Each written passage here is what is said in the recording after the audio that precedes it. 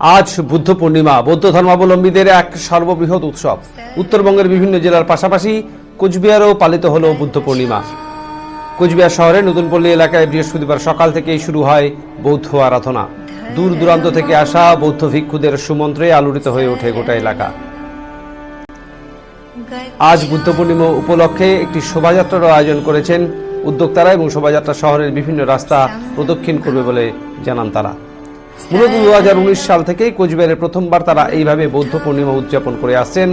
মাঝে করোনার সময়গুলিতে এই উৎসব বন্ধ ছিল, তবে এবছরও একই নিয়ম ও সমারোহে তারা পালন করছেন বৌদ্ধ পূর্ণিমা।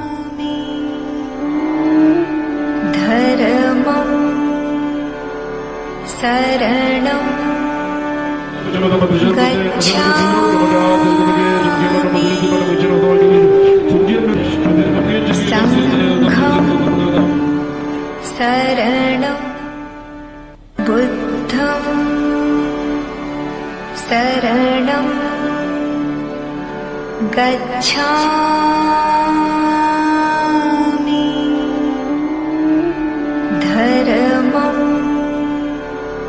शरणं गच्छामि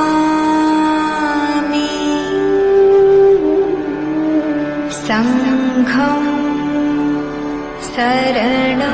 धूमधाम से मना रहा है ये पूजा। हम लोग का 2019 से चल रहा है, लेकिन बीच में कोरोना के टाइम में हम लोग का ये पूजा थोड़ा कम था क्योंकि कोरोना हो गया। लेकिन हम लोग भी ये पूजा जो किया है, जो हम लोग डोनेशन करके हम लोग हॉस्पिटल का समय भी हम लोग डोनेट किया है। कोरोना का टाइम में हम लोग सब मेंबर मिल के सब लोग किया है।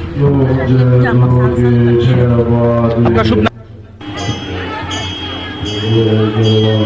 शरणं गच्छामि बुद्धं शरणं गच्छामि धम्मं शरणं गच्छामि संघं शरणं गच्छामि।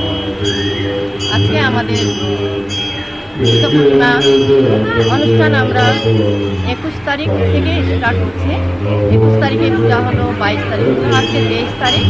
আজকে আমরা আমাদের সমাপন দিবস। যাই হোক, আজকে আমরা শোভাযাত্রা আমাদের এখান থেকে বের করে 10:30-11টার মধ্যে।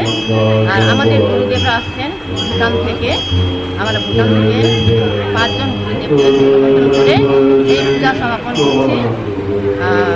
আমাদের এখানে কোনো কোনো আমাদের বুদ্ধ বিহার নেই, কিছু নেই। এই সারা কুচবিহারের মধ্যে আমরা যাই হোক এইভাবে একটা প্যান্ডেল করে আমাদের জনসাধারণের কাছ থেকে একটু সাহায্য নিয়ে আমরা সবাই মিলে এইভাবে আমরা পূজা করে আসছি। संघं शरणं